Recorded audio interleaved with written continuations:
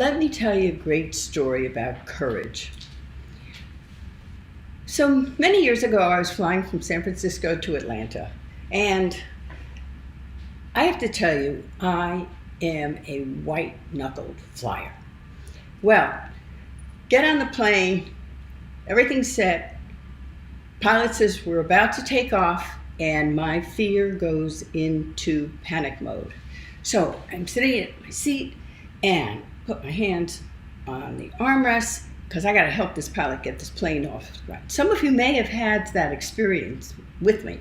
Anyway, I'm holding on and he's going down the tarmac and I'm pulling this plane up and pulling it up and pulling it up, and he and I finally get the plane off the tarmac.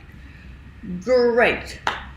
Shortly after the plane gets off the tarmac, the captain gets on and he says, "We are so pleased today. We have an esteemed guest on board. His name is Chuck Yeager, and Chuck Yeager is an amazing test pilot."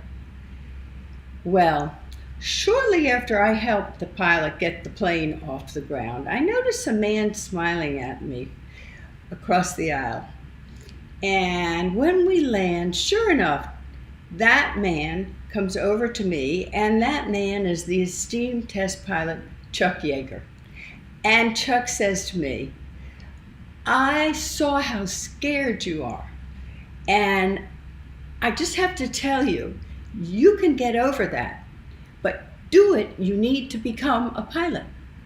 And once you become a pilot, you'll see how airplanes stay in the air." So I thought to myself, that's a great idea, and I thanked him and promptly did nothing about it. Several years later, I was reading a book by Anais Nin, and in it she talks about the fact that your life expands and contracts in proportion to your courage. And I thought back to that story and that time when Chuck Yeager said, "You need to become a pilot." And guess what? I did.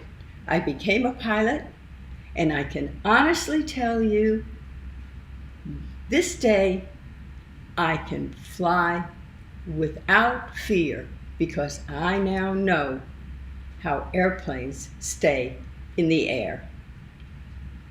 That's my story about courage. I'm Phyllis. If you like what you've seen, find the subscribe button and click.